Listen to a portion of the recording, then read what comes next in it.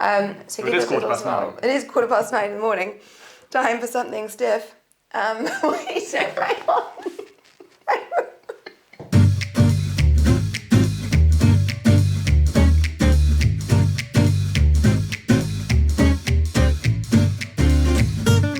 Salut, bonjour et bienvenue to Boozy and the Beast, How to Drink Better. Now, over the summer months, Libby and I have been listening to Wine of the Times. It's a fantastic podcast hosted by Joe Wadsack, who I've met. Wadsack! Sorry. I've met him and he's lovely. I've not met him. I never will. and basically he knows everything there is to know about wine. He's a well-known presenter, wine personality, journalist. So in a recent episode, he was speaking with Andrew Sheriden, who, a bit like Robin here, is an ex-professional rugby player in France. And he plays the guitar, he's had neck surgery, and he's been on 2 Lions tours and been in a World Cup final. Oh no, I haven't done those last 2 things. And did your careers cross at all?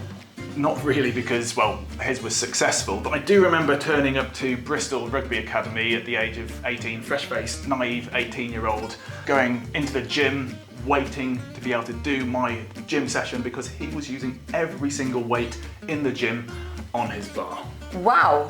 Okay, he's a proper unit then. Yes, he is a genuine Côte de Boeuf. He is a monster. Not a Côte de Rhône, a Côte de Boeuf. Yes. So there does seem to be actually a bit of a theme with rugby and wine, maybe props in particular. Because you were on the Joe Marler podcast. I was, thank you for bringing that up. Do you know what I think it is?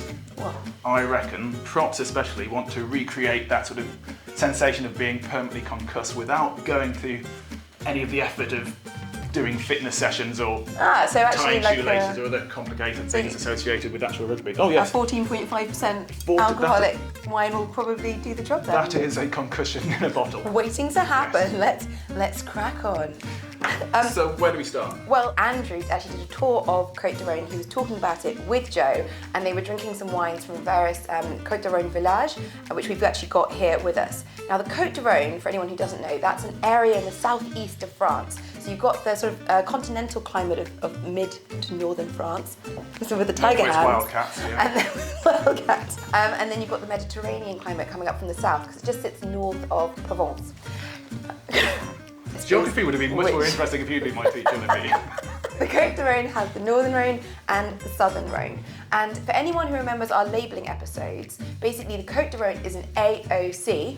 Appellation d'origine contrôlée. Or it can also be called an AOP. Appellation d'origine protégée. And what that means is that area has to have certain regulations and restrictions that it adheres to as a sort of basis for quality. So basically you've got the Côte de Rhône AOC, which is a broad bracket of those people adhering on their winemaking to those rules and regulations. And then a bit of a step up, you've got the Côte de Rhône Village and the Côte de Rhône Village, which are named. And then finally you've got 17 Crus. But basically we'll be looking at the village and particularly the named village here. Because the ones which aren't named are very, very easy to get lost in. It's when an area has done incredibly well and had consistently great wine that they produce with a distinct and unique quality. They're allowed to basically put their name on the village. And that is all, I think this is all 4 of these are named villages, and they offer incredible value for money. In fact, on the podcast, Joe says, and Joe would know, that the Côte de Rhône offers the best value wine in France. That is quite a statement. All this talk of wine is making me very thirsty, Libby. Do you have a smooth segue for this bit? I don't, but I do have a smooth segue. That's terrible. Okay, so this one is 70% Syrah and 30% Grenache. Now, Syrah, also known as Shiraz in the New World, is actually meant to have originated from Côte de Rhône, and vines grew wild here before they were domesticated. So it really is the birthplace of Syrah. So this should be absolutely delicious. Andrew actually went to Syrah and said that it's known for being one of the most beautiful areas, one of the most beautiful villages in France. It's got that really dry tannic structure, but tons of those fruit flavours. And what's quite interesting about the Côtes du Rhône is that a lot of their wines actually retain that refreshing acidity and that sort of fruit flavour as well, even though it's quite hot. Wines from Sheriden offer incredible value for money. For £10, you can get a wine that is actually able to age for about 10, maybe even 15 years. Fantastic, fantastic structure and quality, and because of its own, it can handle some meat. So should we, I'm going to dive in. I don't think I'd want to keep this for 10 years. This is nice. With a Côtes du Rhône village, you'll find wines on a par quality-wise with places you may know of, such as Châteauneuf-du-Pape, but for a much lower price bracket. So south of France, but for my northern wallet. Well, exactly. So next up is a Sablé that I'm going to be pouring here. Now, there's another bottle that they talked about, another village that they visited. And it's just north, I think, of the Gigondas border. And this is actually made from old vines, so about 40 years old, this particular wine, I think the vines are here. And there is a generally held belief that older vines mean a lower yield and therefore more concentration of those fruit flavours. So let's give it a swirl and a sip and see. Oh, that is divine. It's pronounced Dubin. But it actually really, really is. You'll find a lot of Côtes du Rhône wines are blends generally. You've got the GSM blends quite well known, so that's Grenache, Syrah and Mourvèdre. And apparently, it's meant to go very well, sadly, with a strong cheese. So let's crack into this. So now we're going to move on to the next wine. Oh, hang on a second. 1, 2, 3, suivez-moi.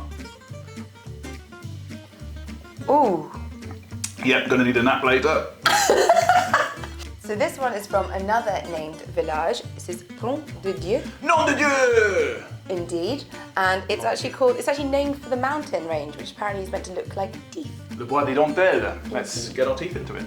So this one is apparently unfined, unfiltered, and on the podcast, Joe references the fact that Côtes du Rhône, lots of wines are actually made in a very natural way because they don't get the rain, they don't have the damp and the rot that can set in. It's quite easy to be disease-free and therefore just make things more naturally. You're right there.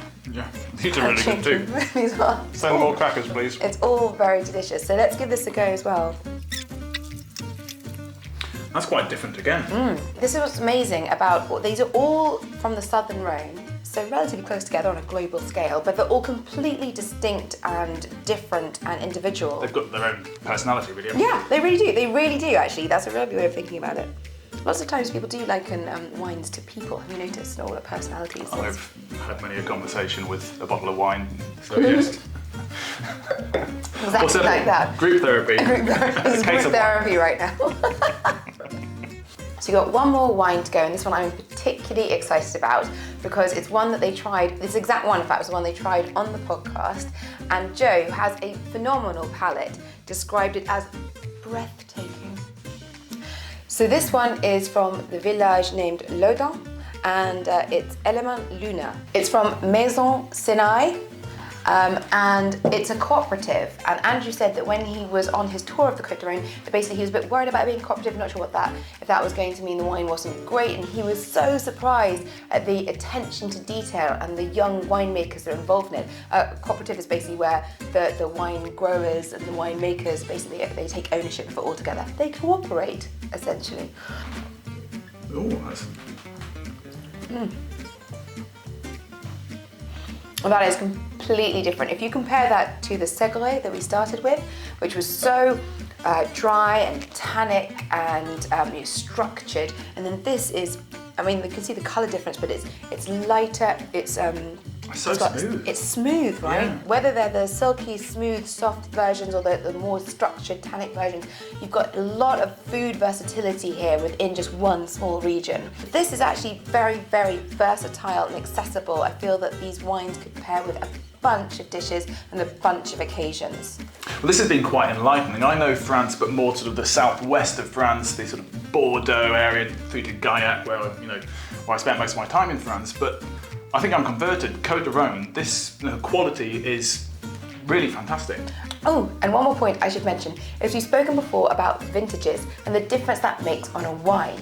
The Southern Rhône is a lot more consistent in its climate and a lot more consistent in its style of vintage. So actually, in recent years, they've had a whole swathe of really excellent vintages making fantastic wines. So most of the ones we're going to pick These are up. all sort of 2018, 2019. Yeah, So, yeah. I think two 2019s, Right. two 2018s, and they are really, really phenomenal quality. So thank you, Côtes du Rhône. Bang for buck.